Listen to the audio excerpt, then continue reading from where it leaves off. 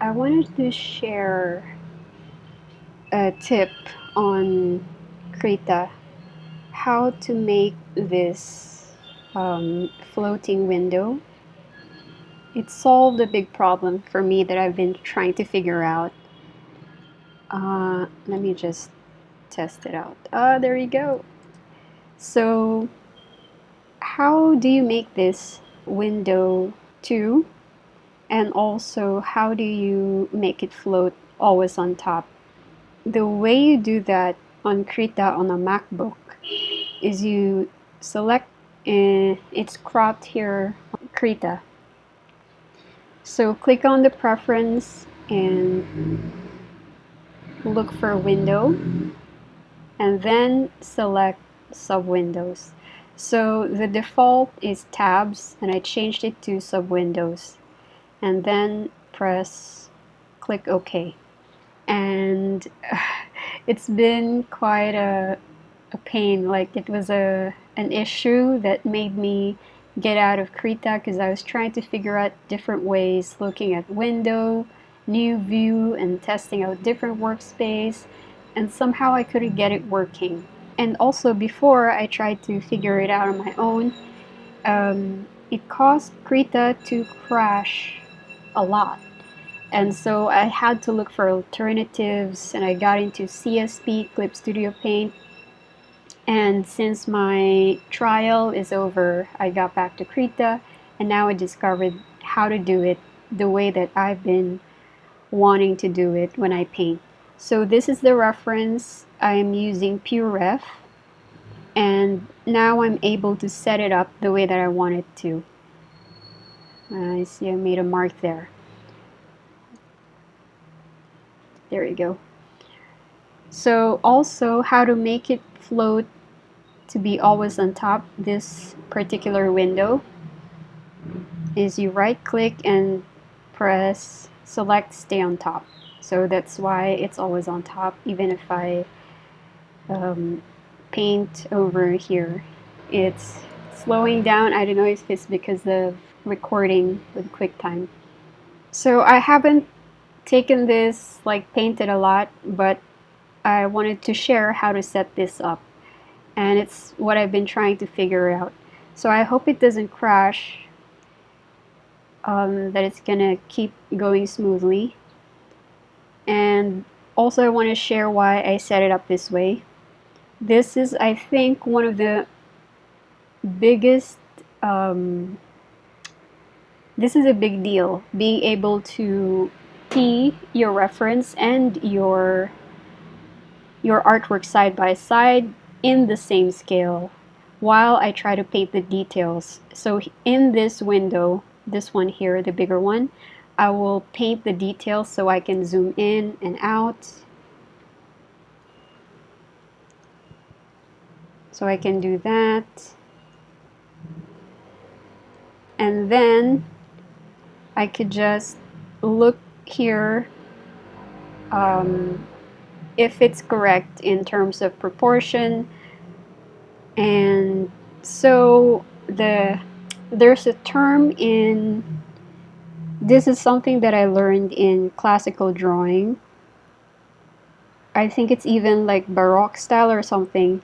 So the old way that they do it is to make sure that the way that you're seeing your work is exactly the same, so that your checking and interpretation would have lesser margin for error. Let me try to rephrase that. Would have lesser work needed to be done. Because when you're trying to scale up or down while checking if it's accurate, the proportions are accurate, you're doing two things. And plus, if you're detailing, you are looking into, like, zooming in, and it's easy to get lost when you're not able to see it in the same scale as your reference. I think the word is sight size approach. So you try to eliminate work that your brain needs to do and then also try to translate in the drawing, then your painting or drawing is much more seamless. So this way I can do more things. The checking part is taken care of by this. I'm able to zoom out, like check quickly whenever I make a stroke. When I look at the details, I'm able to check right away if the proportions are correct, if the placing of each element, each detail makes sense in terms of proportion, location. So this is for checking. I think it's called site size approach. How do you apply this with painting? One way to do it is just copy copy your reference in the exact size.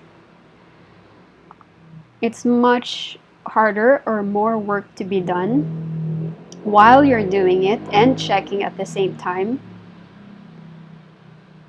if you're also scaled up in your, like you're making a bigger painting than the reference. And you can see here, like this is my canvas for painting. And before I was able to set it up, I just had a small reference here without this window. And so now that I'm able to put this on, it's much easier for me to check the proportions. So lesser guesswork. I mean, this is more, the translation here is much more accurate because you have less to deal with, less to translate. Like the 1:1 is eliminates those barriers, or like eliminates the work needed to translate in terms of scale.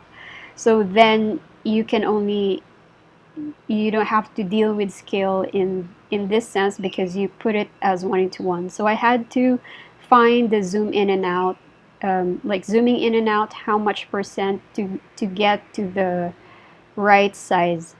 You'll see here that this, I have to put it up. This is what I find to be closest size. Oops, what happened? Krita crashed rather. Krita crashed. So I think that was the problem also why I left Krita and looked for another solution, because it would crash. That's not good. Where are you, Krita? So that's another big problem, especially when you're on a work mode, like production mode. It's a costly issue to have to deal with a software that is crashing a lot.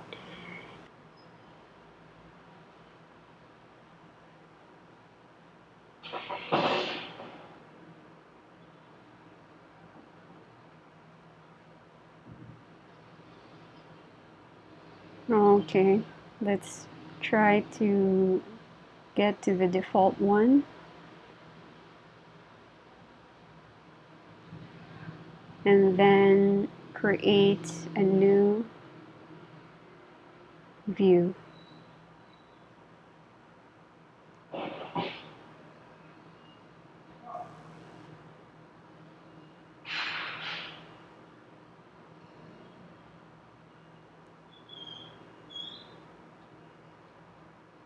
So you'll see here how I set it up before. I'm doing it again because it crashed. I already know that the scale I used was 40. Oh wait.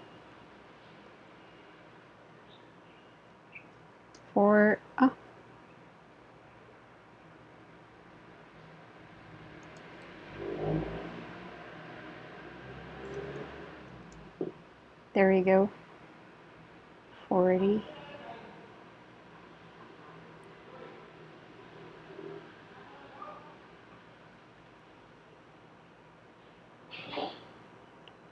Yeah, I think that's the closest.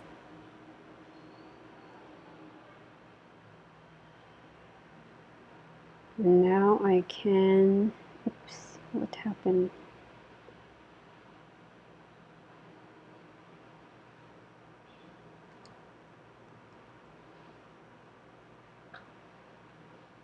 Nothing's happening. I'm trying to,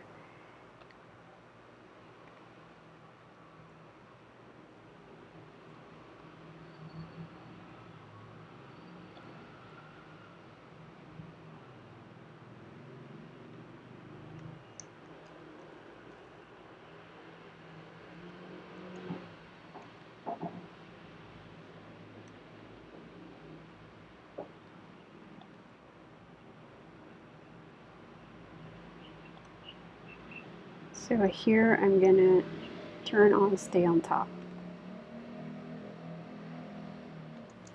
There you go.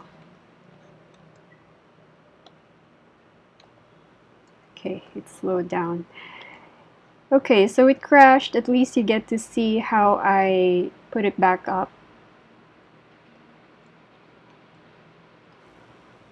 I saved it as a different file just in case, because I changed my setup and I wanted to make a backup just in case.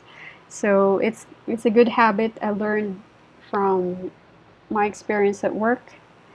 It's always good to have a backup and save all the time. It's good that this software has autosave, and I think most softwares now have autosave features. So good. At least I got to demo how to set it up from opening the file and set up the canvas or the window, Krita, the workspace in this way. That's all.